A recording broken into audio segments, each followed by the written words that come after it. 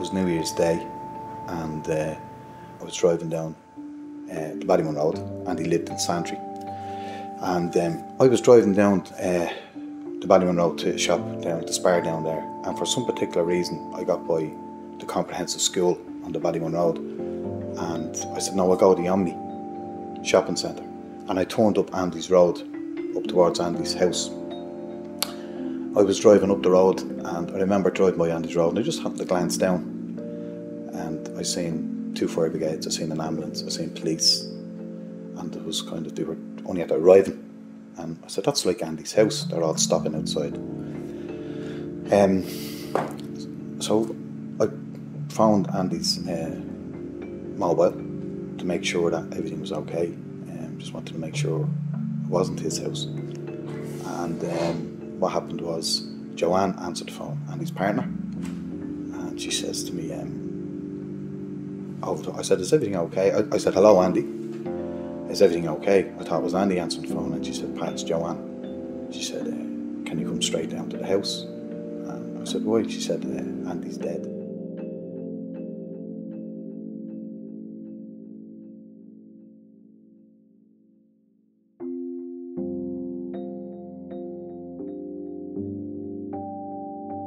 He always had fond memories of his childhood. His brothers would always say that he got everything, you know, and he was a devil, and he'd be running after them and playing with his sword, and always getting them into trouble, you know. But looking through all the photographs, he just looked so loved by his mum and dad, you know, and his hair was brought down on the knee socks and the little shorts. So like they got brought on loads to France and Spain when most other people didn't get to go on holidays back then.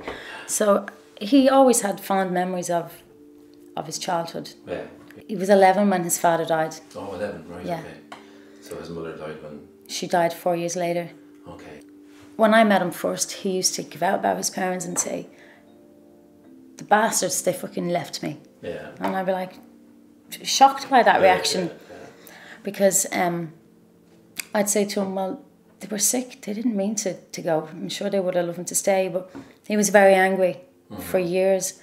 And of course, he wouldn't have never got counselling or anything like that, but I think it had a major effect. He never got over it. And he started his apprenticeship then at 16. What did he work at? He was a plumber. Oh, plumber, right, okay. Yeah, so he started then when he was 16, and he was basically running a house at 16, and he would have been paying bills. And I don't know how he done it, because when I look at my daughter, I'd say, gee, she would be able to run a house.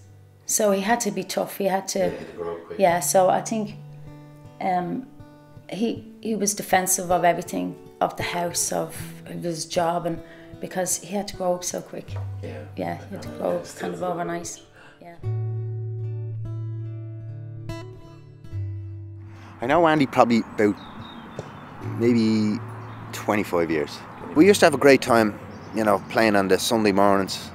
We used to be down there in the park there playing. We play for Greenfields, but it was a laugh. We were always out on the Saturday, and we were trying to get up then for the Sunday to play the match and all. And we were travelling, you know, to Tala and here and there and everywhere. You know, it was always do we have to get up when matches being called off and stuff like that. But it was always great crack. And then we went back, and there was always a big slagging match about who did what and who didn't and who did, and you know, people that let other fellas go and didn't put in tackles and stuff like that. It was great crack, brilliant.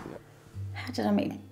I was to go down there, some guy that I knew from teenage years was pestering me to go on a date, and I wasn't really up to it, but I was so fed up with him asking, so that I went with a couple of my friends down to the pub, down to the Slipper, to just stop him knocking at my mother's door, because my dad was getting a bit angry over it, you know. So when we went down, another friend of mine that I hadn't seen for years introduced me to Andy. I don't know what it was about him. I think it was because he was the music. I loved rock music, and now he was more bluesy, but I kind of grew to love the blues myself over the years. But I was just full of life. He was just crazy. He was only about 14, I think, when he took up the drum. No, he would have been younger. I think his mother was alive when he started. But he was 14 when he joined a band, and he used to walk with his chopping trolley with the drums up to Ballymun to do the practice up there with the lads. Really, yeah. So music was a very big part of his life. I would have met Andy many years ago, back in the early 80s. I was in a band at the time, and we'd heard that there was this drummer. His name was Andy Morgan. I remember knocking down and asking him, would he be interested in joining the band. He was only a young lad at the time. I would have been a lot older than Andy, by 8, 9, 10 years. But anyway, I knocked at the door, and I remember Andy coming out, kind of long hair down to here, baby-faced, only a young lad. And I remember telling him we were in a band, we were practicing up in Pappins Hall in Ballymun, and would he be interested in coming up and joining the band. And when he came up for the first session, he sat down and we done a little bit of practice, and he was quite good for his age. He was actually being taking lessons off a guy named Jimmy Doyle, who would have been a professional drummer from Dublin, who would have played in lots of different bands all around, but he was doing lessons with Jimmy at the time. So we would have played together from there on in, all throughout the years. We would have been playing different kind of music, rock music and that, but primarily the music that we ended up playing was blues. And the band had changed over the years many times, but always me and Andy were always kind of, with new members come in, but me and Andy, outside of the music as well, we developed a good friendship. Yeah. I often had talks with Andy. We talked about many things. I mean, Andy's parents died very young, and he'd often talk to me quite a lot about that, about his mother and father dying.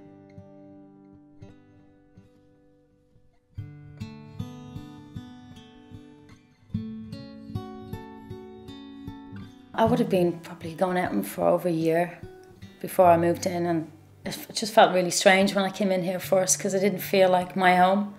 And I'd say it was probably, I was living here a year, but I was spending a lot of time still in my mum's, staying over there for a couple of nights a week. So it took me a while to kind of get used to being here in the home. Andy wanted to wait till he was in his 30s to have children. But it was at the right time, and I didn't think I didn't really want to have any children, but when I was pregnant I was so happy. Right. I was delighted. Alex, he'd love, when he seen her, he was crazy about her, Mm-hmm. And then Jamie was, well, as boys are, he's very clingy to himself, but if he asked him to do something, he'd do it, Yeah. The kids would do it, like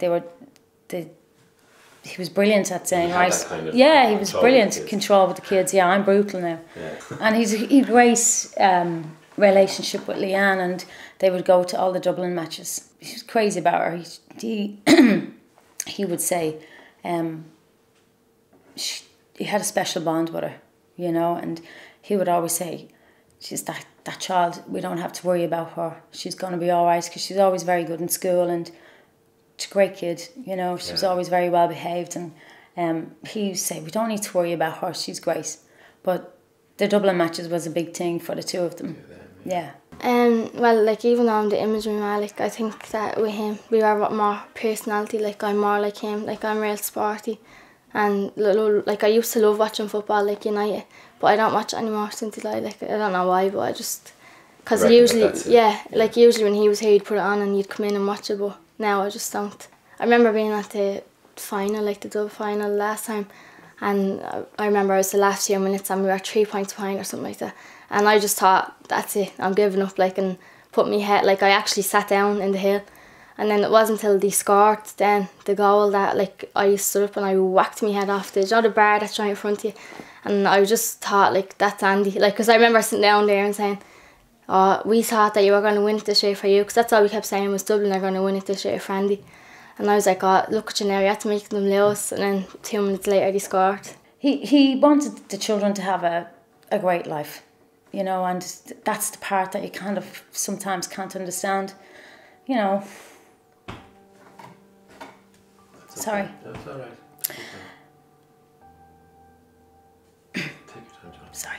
No problem. That is a tough part. Yeah.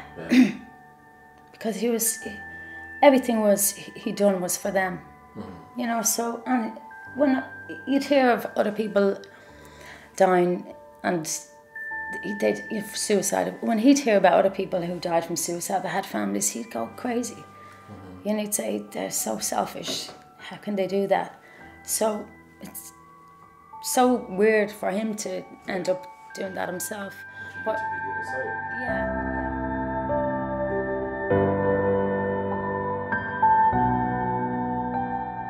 Last time I saw him was, I think I was telling you this, I found an old video. I was cleaning out the house and I found an old video and I was saying, what was that anyway? But what was on the video was, there was a recording of us live in Eamon Dordan's back in 2000, I think it was, or 99, something like that. And I remember, actually, there was the people here, and we got it done into a DVD, and it was really good stuff, and it was from 10, 12 years ago. But I remember going down to his house a couple of weeks before Christmas, and I was sitting there, me, him, and Joanne, and I had the daughter of mine, Lindsay, with me, and I was watching it, and the laugh we had. I mean, I had no grey hair, and I was nice and trim, and he looked very young, and we were just having a laugh and a giggle about it. And we sat there for an hour, and then we had a good chat about it afterwards and reminiscing and all that kind of stuff. And that would have been the last time I actually seen him. Well, a lot of the New Year's Eve, we'd stay here with the children. And that year, we were supposed to go to his brother's, but that didn't happen. And then we ended up going to my mother's local pub. I was in bed all day and I was starving, and I was like, oh, why aren't they making a dinner? And I went downstairs and there was a dinner on the table for me, and I was like, Ma, why didn't you call me? She said, I didn't make that, Andy made it. Like, so it was just that you was at the making dinner for everyone, but you forgot to tell me that you actually made it, you know what I mean? I'd left the children in my mother's, and I always drove to the pub. But this night I said, nah, sure, I'll have a drink. So we left the children in my mum's, and we made our way to the pub, and it was an okay night, it wasn't great. But Andy was sitting there, and he was very quiet that night. And usually he's the village idiot. Yeah, no, he's full of life, yeah, and he'd be messing and dancing and having the crack. But he was very quiet that night. And when we went to the pub, he was okay for an hour or two, and then he went extremely quiet. And I think it might have been about 10:30. I had gone outside for a fag. And when I came back in, my mum says, Andy's gone. He's gone out the other door. And she said, he's had to leave money there for you for a drink. But before he had left, I had went around actually to the pub, the other side, and I met him at the front. And I said to him, would you not just wait? I said, as soon as it's 12 o'clock, we'll go. I'll go, we get the children, we go home. Because I was thinking, this could be my last year with my dad, because his health isn't well and him being in the pub.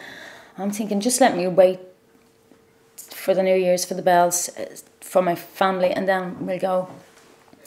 But he wasn't listening, and my brother-in-law came out and we walked across, and he kind of got a bit scorpy, and he headed off. So your last moments of him were kind of like rough, yeah. Yeah, and he was arguing with my brother-in-law, and he was being obnoxious, and I said, that's it, Morgan, we're finished. It's my last words.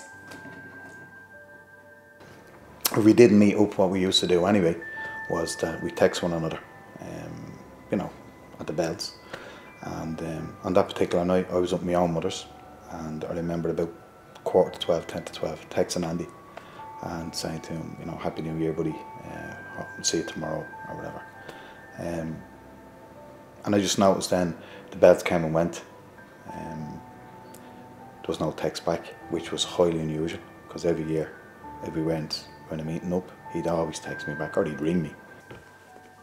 Woke up and trying to ring him, still no answer. And still didn't think anything of it.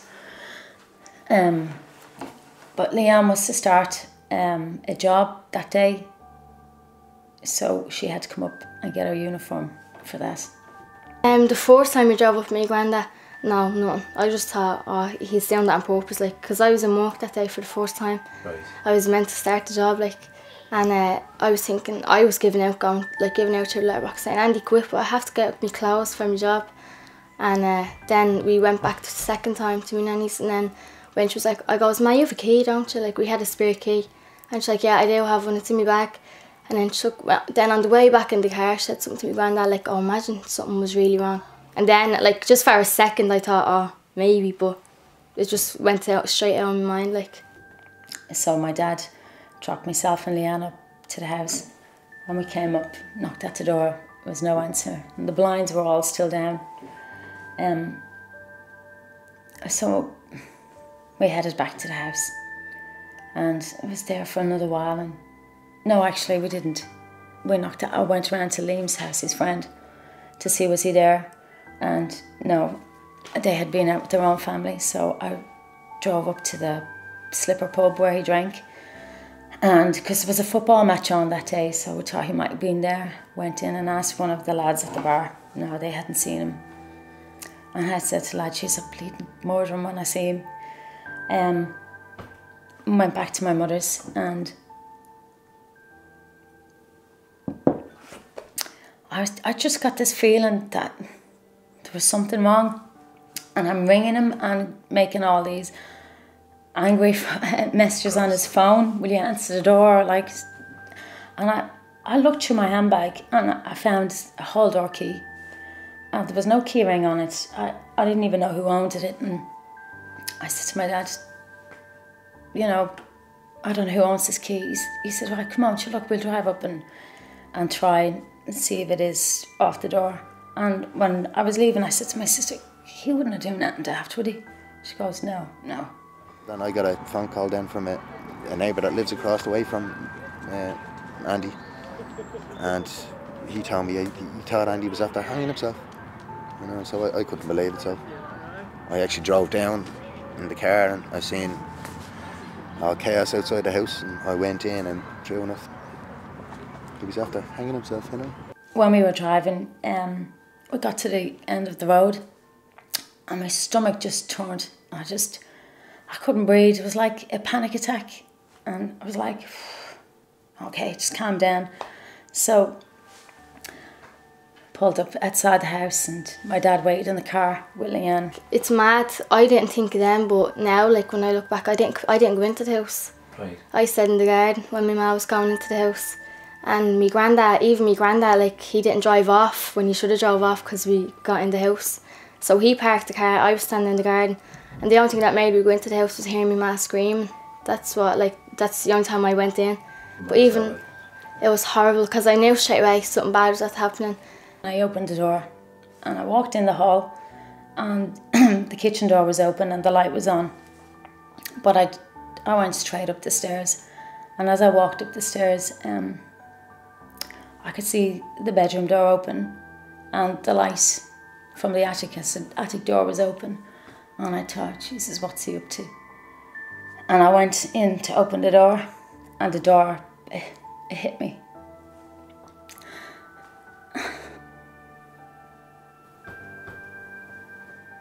Sorry.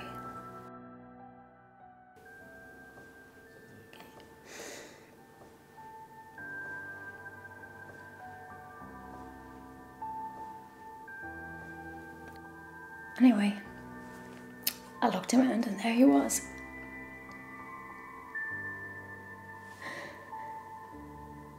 And he was down kind of low, and for me to reach him, and his eyes were closed. Sorry. Take your time. He just looked like he was sleeping. His eyes were closed and he looked perfect. And I kind of just grabbed him and thought, wake up, you know? And obviously he was gone. He was cold, but he still kind of looked warm. He still had colour in his face. obviously not purple, just normal. He just looked perfect, like he was sleeping. And I was pulling him and I was trying to get him down. And then I ran out to the landing and I screamed.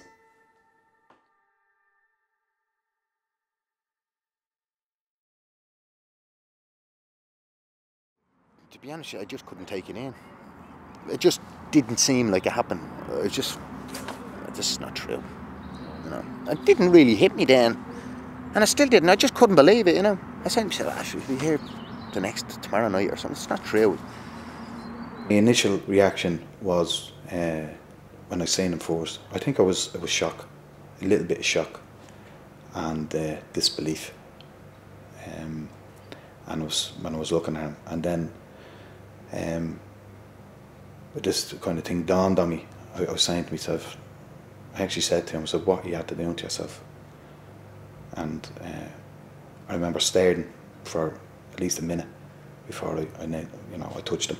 But when I found out the fact of it that he was gone, actually gone and all, like I say, I really couldn't believe it then. And you know, then we seen him in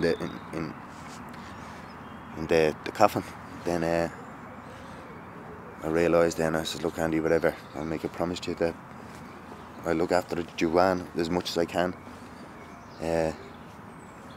Until, of course, obviously if she meets someone else and she's moving on or whatever." But I said it to him, so look, whatever she needs, I'll do my best to see if I can get it for her, you know. Yeah. For her and her kids. And I suppose when they were taking him out of the house then, and putting him in the van thing for the morgue, I think then it really hit home. You know, that this was his last journey out of the house, that he was gone, yeah.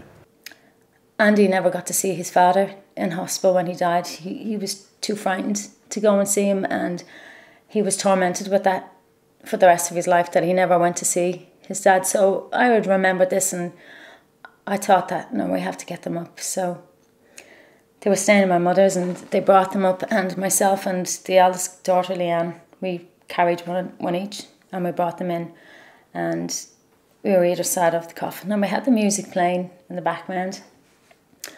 And I said to Alex, give your dad a kiss. She kissed him. Jamie wouldn't, but he just felt the top of his dad's head, you know. And the music stopped.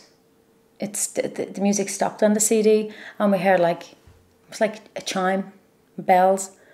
And Leanne said, "Can you hear that, Mum?" And I said, "Yeah." And I felt like someone had walked past the hall with one of them chimes. It's that kind of sound. And then the music came back on, and Leanne said, "Mum, that's a sign from him, we're going to be okay."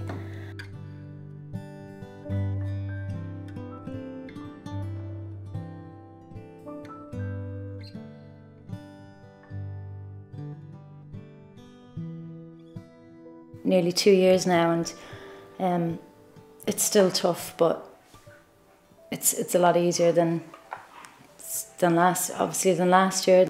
And I suppose I've got used to being here on my own now, and I know now the penny has finally sank that he's not coming back. So Alex's communion there in May was very tough. It was lovely, I have to say, when we came back and released the doves for Andy, and I suppose for other people who've died from suicide. And my own granny and granddad, all the family wanted to have a bird for all the loved ones that had gone, my brother-in-law. But it was tough. I found that probably one of the toughest things I've had to do this year, and maybe since his passing, was the communion. But, you know, like all little girls, Alex loved it. She was fine, and she didn't say anything to me, only on Father's Day. She told me that she was really sad on a communion with her dad not there, but she hadn't mentioned it since.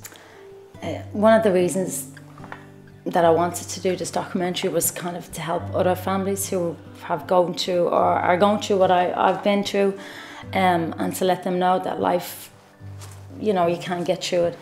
And especially for those who may be watching it who are suicidal, to think it's not the answer. you know, the ripple effect it causes on your family and your mother, father, brother, sisters, children. It's just to ring somebody, talk to somebody. It doesn't matter if it's ring your friends, ring somebody, talk to somebody. Don't do it, because it's the mess that you leave behind, you know, for the rest of your family to clean up after you.